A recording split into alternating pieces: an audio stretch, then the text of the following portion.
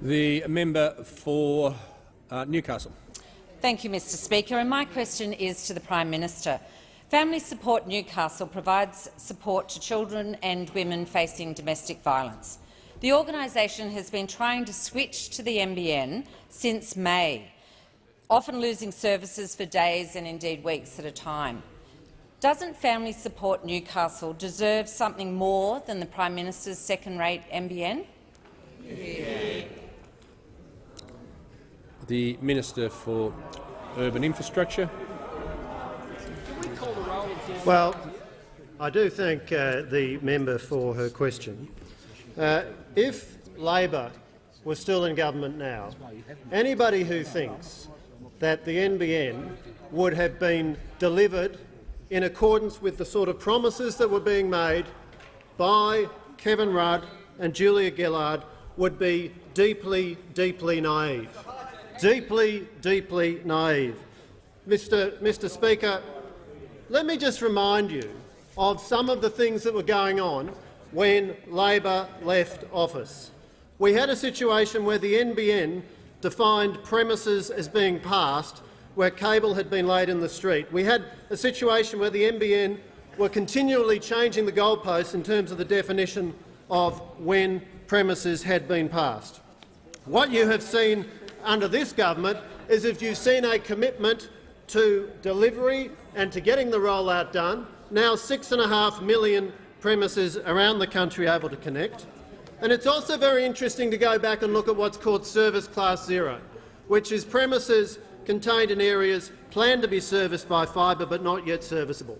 And in the last few years of Labor, those numbers went up and up and up, and in 2013, 31% of premises were at Service Class 0, because Labor was desperate to get whatever they could to be able to deliver a rollout and to try and cover up for the fact that the numbers that they were producing were simply hopeless. Their plan said that by mid-June 2011 they would pass 223,000 premises. They passed 10,575 premises. By mid-2012 they said they'd passed 496,000, they'd passed less than 100,000. By mid-2013 they said they would pass 1.7 million and they'd pass less than 300,000. The Minister for Urban Infrastructure will just resume his seat for a second. The member for Newcastle on a point of order. Yeah, Mr Speaker, it's on a point of order around relevance. The question was specifically around the lack of services to the Family Support Newcastle, and I'd ask you to bring the Minister back to the question. Will resume her seat. The Minister has the call. The Minister is on the policy topic of the National Broadband Network. Thank you, Mr Speaker.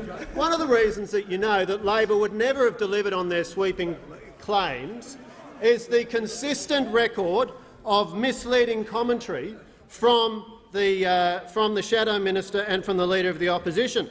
When she was asked by Emma Alberici on ABC television in October, but hold on, after 2 terms of a Labor government and $6 billion in expenditure of taxpayers' money, you had fewer than 3% of Australian households connected.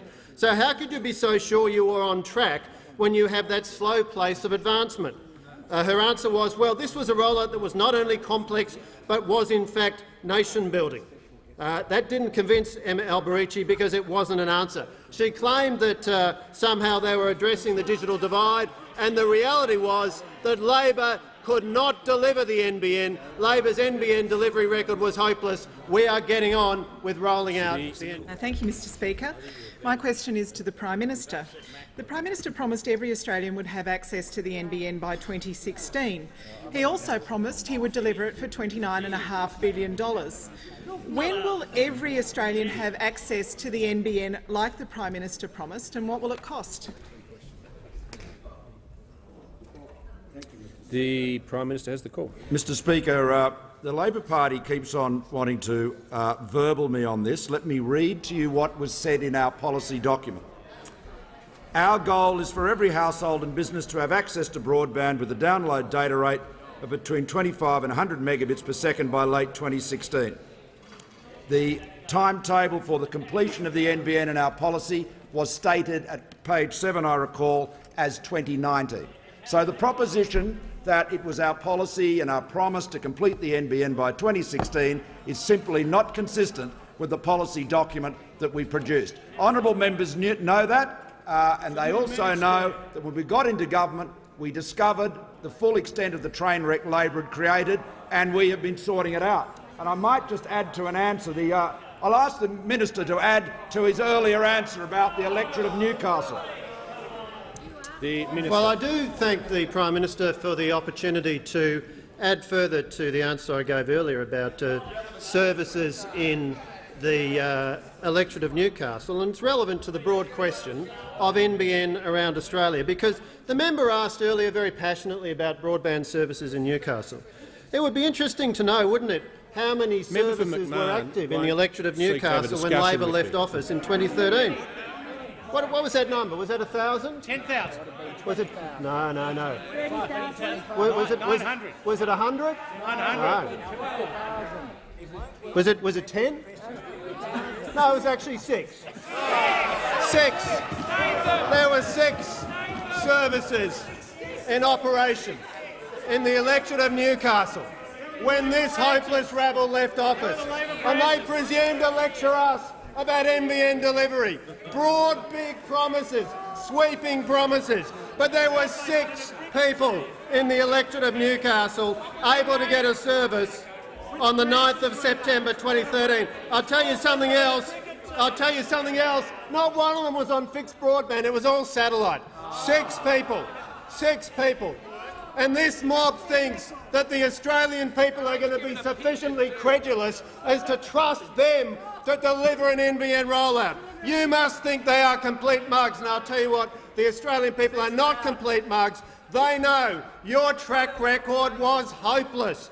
You promised and promised and promised, and what you delivered was absolutely pathetic. You left a shambolic mess, and we are getting on with fixing it up. And that is why there are 6.5 million premises able to connect. And one other thing you don't understand is that we're determined to deliver customer service of an acceptable level, of a good level, and that is why, if there are issues, as there are on HFC, we are responsibly getting on and fixing them up. Total anathema to Labor's spin culture, but that is our approach. We are about...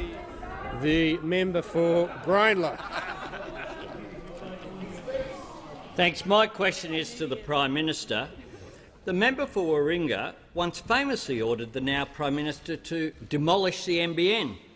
Given the Prime Minister's second-rate NBN is plagued by cost blowouts, problems with speed and reliability, and is subject to a record number of complaints from Australians, can the Prime Minister now proudly declare to the member for Warringah, mission accomplished?